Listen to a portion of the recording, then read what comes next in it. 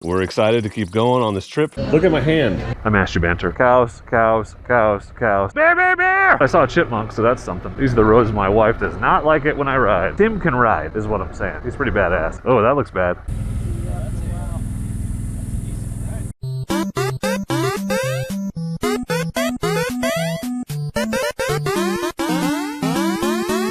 Previously on Lost. We're about to tackle the Washington BDR, U.S.-Canada border. Woo, this bike! Sorry, did you squirt? Bear encounter. Right in the doorway, look at that. I got myself being a dumbass. Stop going into neutral, you douche. My first ever BDR water crossing. Is this not how you wear shirts? The Timbo is with us. And now, the conclusion.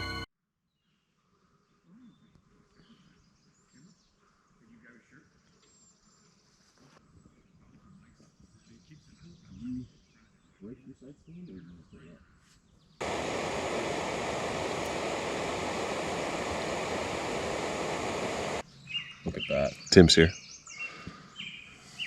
He made it. He's immediately ditching us this morning. He's a needy mofo. He's like, you know what? This is not optimal. I'm out. You know, I got here last night and I realized what you guys were all about, so I'm gonna peace out. It's pretty weird it took you that long to figure it out. He's gonna go ride the route. He's gonna go up to Canada and catch up with us. We'll just be watching, like, probably an hour in. Tim will just go, bye.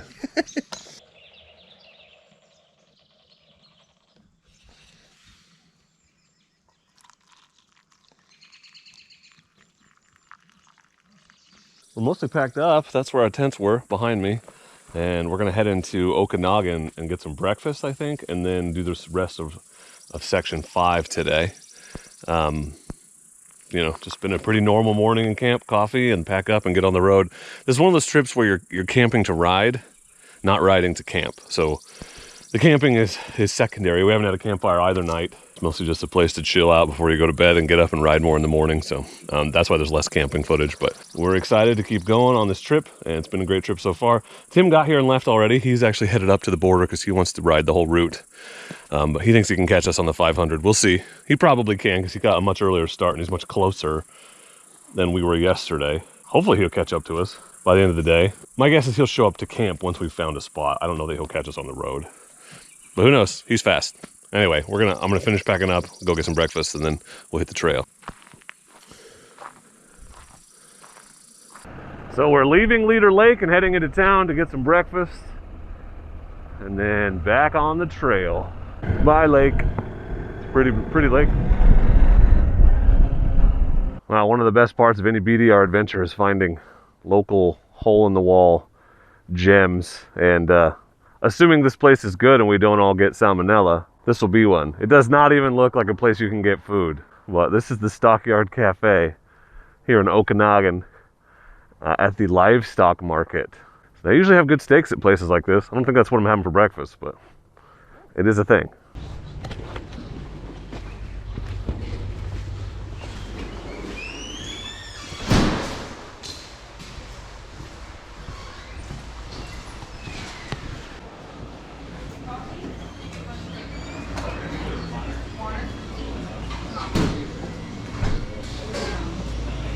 If you don't judge me, I'd like there's a breakfast thing. Hot tea? Hot tea, yeah. Why would we judge you? Yeah, that's not a judgy thing.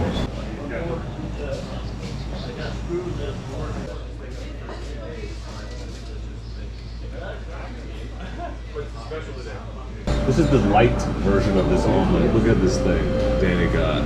You excited? Got my big belly in the background? Yeah. Yes, I'm excited. It's a regular sized belly. This is the light version of the Hungry Man. And yours is coming. I told you these places are either amazing or not. See it. I think it's amazing. Well, now I'm regretting not getting the chicken fry.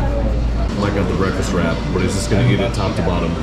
This is my pancake that I ordered. Look at my hand. Holy crap nuggets. Look at the plate. It's like Yeah, the plate is under here. Holy crap.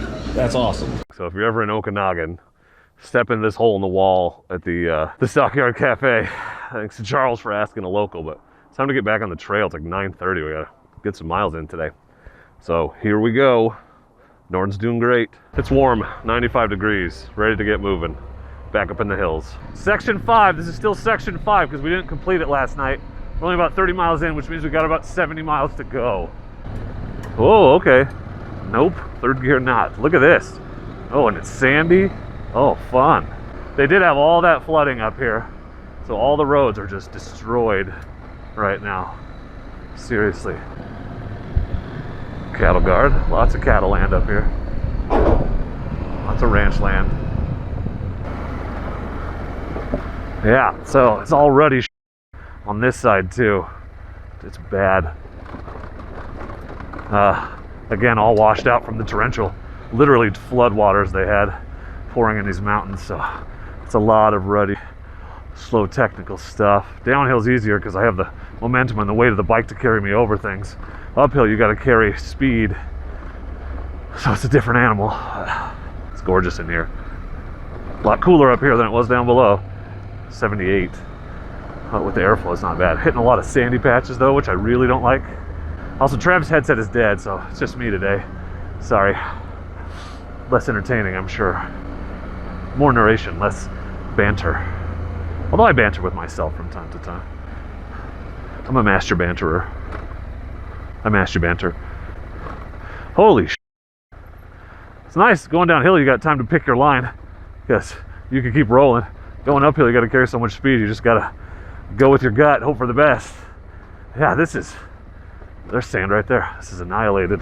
These are supposed to be the easiest sections, but I think the rain has really taken them from an easy to an intermediate. I would classify this as solidly intermediate. You need some confidence to get through a lot of it. Even stuff that last year, I don't know how confident I would have been on.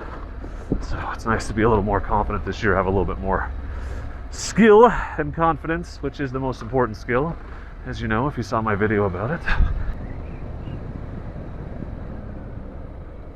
On the last one.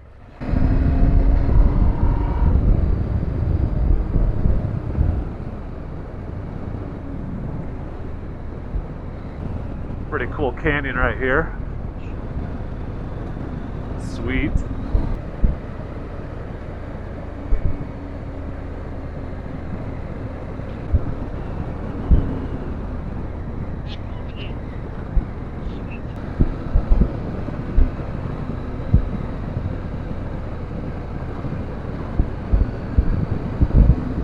So this is all open range land.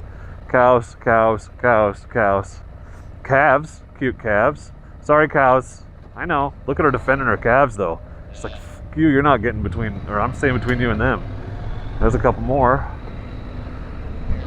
Oh yeah, hi cows. A black bear just ran across the road right in front of us. Damn it. That is the first one I've ever seen in the wild. I don't see him. I do not see him. That's something. Little black bear right in the middle of the road. I just saw him and I was like, bear, bear, bear! I saw this one. I didn't see the one yesterday, but I saw this one. Did not get him on camera, but he was there. That was fun. Anyway, we're on a little paved section between gravel sections right now. The bear just crossed the road in front of us. There he goes, right there. Oh, there's no way you can see it on the camera. But he is down in the bushes right there. He's going up the hillside. He's going up the hillside. That is a little one. Holy shit, he's in those people's backyard right there. Cool, dude. That looks like a big dog. That's awesome. That was the same damn bear. This is pretty. Cool river, cool rocks. So there's a little bit of pavement here in the middle of section 5, but we're already headed back up into the wilderness, so I don't think it's going to be very much more. Beautiful back roads though, so I'll take it. I will take it. Cooper Mountain is where we're headed. Cooper Mountain. So we're probably a little more than halfway through section 5 right now. I wish it would cool down. It is hot. It says it's 90. It feels hotter than that. I think this is the hottest day of the week. I'm telling myself that, and then it's going to be cooler the other days. Sure. I was hoping elevation would help, but it's not helping a ton. Wildflowers are in bloom. That's pretty.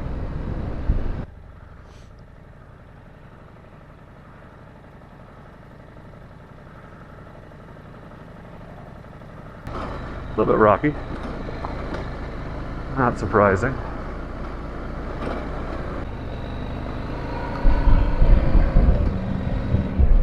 That's a cool camp spot.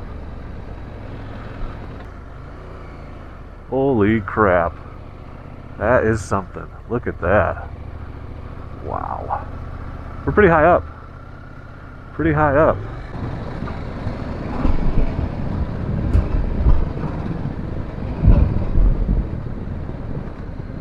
So we're headed up to Fox Peak, 6,000 feet, right up ahead of us, up around this corner. This is a much smoother road because it's a snowmobile trail in the winter. That's steep. Coming up on Fox Peak. Holy shnikes. This is something. Wow. Yep, that's it. Fox Peak here on the left. We're about to the top. 6,000 feet. Not even the highest elevation on the BDR. That was yesterday. Lone Frank Pass was like 7,300 feet or 7,400. It's pretty cool up here. It's pretty cool. Coming down the backside of Fox Peak. Yep. Even more on the edge. Lake Chelan. Beautiful. Holy shit, is that beautiful. Wow. The views up here are spectacular. It's beautiful.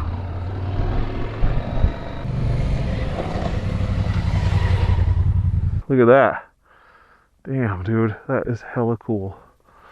There's some scenery up here. Washington, beautiful state. Wow. It's hard to ride and look at the view at the same time. This is the road, okay. No, it's sketchy and a giant cliff. Super cool. But I saw a chipmunk, so that's something. Whoa. These are the roads my wife does not like it when I ride. Don't worry, babe, it's farther away than it looks. Probably. People camping up here. Huh. Oh, Forest Service. It's like a yurt platform. That's cool. He has caught us. That's definitely him. That's him! Timmy!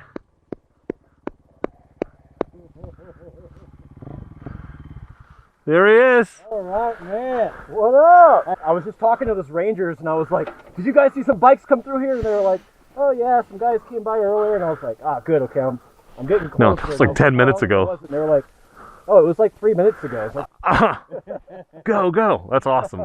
Well, you rode fast. That's impressive. Andy literally just said, "I wonder if Tim will catch us here," and then he did. Not terrible. A little terrifying, but the view is good. Coming down out of the mountain now. Yeah, I'm gonna have to stand up. This is some ruddy shit. I'm trying to be lazy and the road is not cooperating. That's cool that Tim caught us. He went from where we camped last night to the Canadian border and then came back down, did all of section 6 and 5 today, and it is 2:30 in the afternoon. So Tim can ride is what I'm saying. He's pretty badass. And now he's with us for the rest of the trip. No more catching up for him. Go Tim.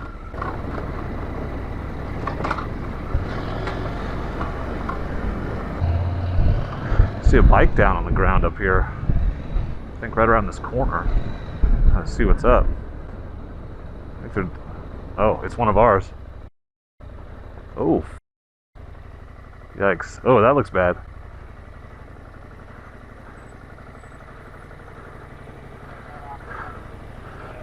Mike's down. Broke?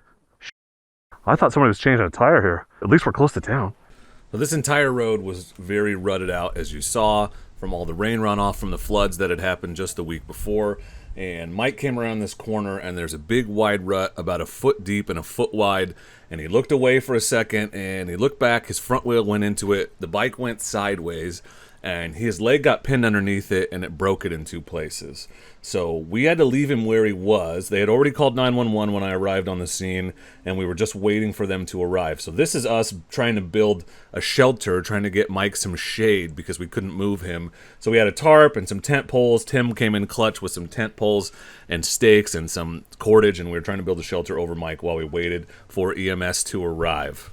I gotta say, Mike was totally chill and calm and making jokes the whole time. The guy is probably the toughest person I've ever encountered in my life. Like, literally the quote of this trip is what he said when we asked what was wrong. He said, "Legs broke." What a badass. We were extremely lucky that we were close to town. It only took them about 20 minutes to get there. We were very lucky they were able to get there so fast, but we were also prepared this time. So we all have spot messengers or in-reaches. We got 2 guys in our group that are first aid trained. One is a former combat medic, one is a former state police officer. And I just want to encourage you when you go out on these adventures, because you just don't know what can happen, to be as prepared as possible with communication and first aid and also training.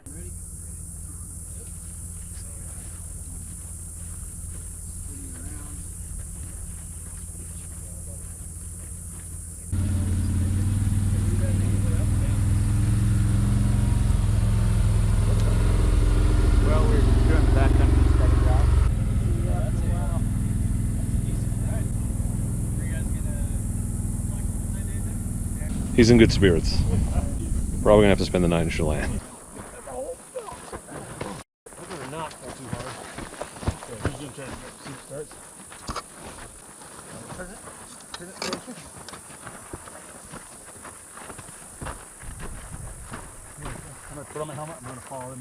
Big shout out and thank you to the Chelan Fire and Rescue team. They were here fast and they brought 3 rigs and a county sheriff and then an ambulance and a side-by-side. And like, I came upon them, what, 10 minutes after it happened, not even, and they were up here 10 minutes after I got here. So, I mean, we're not right out of town here. Yeah, it's not nothing. We're in a place that is difficult to get to, so, you know, a lot of lucky things there. Lucky we're so close to town, lucky they're on it like that, but it's a real unexpected, not awesome thing that happened. But we'll figure it out.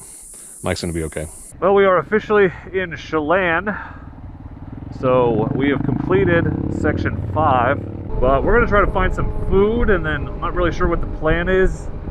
It is sweltering, so I just want to find a restaurant with food and air conditioning and figure out our next move from there. So I think that's where we're headed. Stop for dinner here in Chelan at Stormy Mountain Brewing. And I'm getting a burger. Funnily enough, we're all so dehydrated that none of us is drinking beer at a brewery, but I was just like the atmosphere.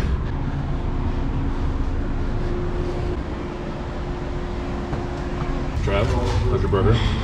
Very good. Tim, how's your nachos? Really good. Excellent. They look fabulous. The olives are the best part. Disagree.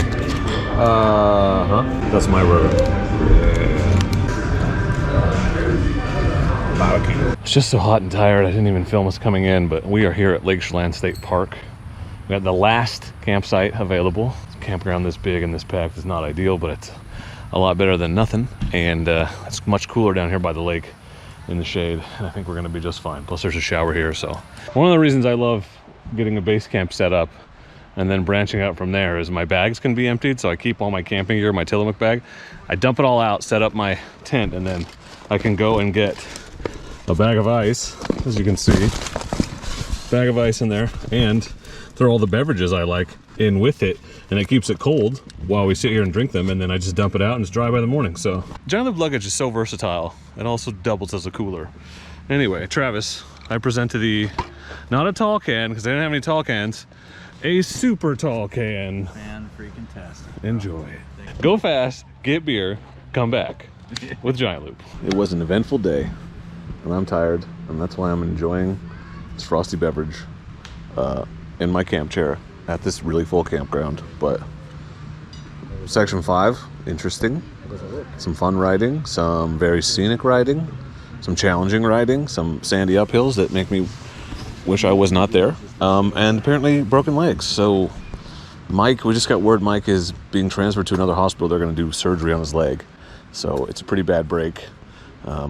His brother's going to come get his bike and ride it home, and Tim and Trav and I are going to continue on in the morning. Yeah, very carefully and very slowly.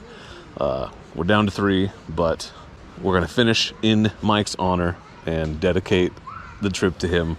No, we are decreeing right now that if there is anything super duper sketchy after what happened to Mike today, we want to finish. So we'll go around it even if it doesn't make as good a video. So you guys know me well enough to know that that is not a surprise. Like, I'm not the thrill seeker. I'm the let's get there and see the cool stuff. So if that means we don't do Babyhead Hill, we don't do Babyhead Hill. If that means we don't do Bethel Ridge because supposedly it's really crappy right now, that could happen. But I'm hopeful we won't have to bypass. Because on motorcycles, we only need one good line. We don't need it to be good all the way across, you know. But there was one good line across where Mike crashed, but he was going too fast to see it. And I only saw it because you told me to slow down, and then I was like, oh, okay, I'll go to the left. I didn't have to try to jump that gully. That was the biggest one I've seen on this trip. And deep, and exactly the right depth and width for your tire to get down in and turn. Yeah, which is what happened to him. Not cool. We get some rest here at the state park. Again, like I said, not much of a camping video because we're not camping, we're not cooking in camp, we're not having a campfire, or we're camping a ride. We're not riding to camp.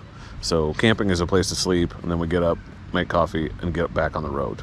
So it's interesting because I'm gaining a lot of confidence on the stuff that we're riding, and I'm getting the confidence to look at it and be like, I could probably get over that and just hit the throttle and go. But at the same time, I'm learning lessons about being more cautious, particularly in light of what happened to Mike today. So, got to pick your lines, but know that once you commit, you got to commit. Norden's crushing it though. That bike is very confidence inspiring. Yeah, it is good. I adjusted the suspension a little, didn't bottom any today. I wasn't hitting stuff as hard, like I wasn't trying to jump off it, but it was bottoming on just ruts and ravines yesterday. So anyway, we're just gonna hang out, enjoy a beverage or two, and go to bed. So I will probably just catch up with you in the morning. So thanks for tagging along, and don't forget to check out the rest of the adventure. We have 2 sections down, 4 to go. So we'll hit the halfway point tomorrow. Yeehaw. Like and subscribe. Also, don't forget to like and subscribe, because Tim says so. Yes. Oh, the dogs are barking again. Excellent! Hopefully, we ain't gonna die. Less than half an hour ago, we were down there. Do you know where you are? I'm in the jungle, baby.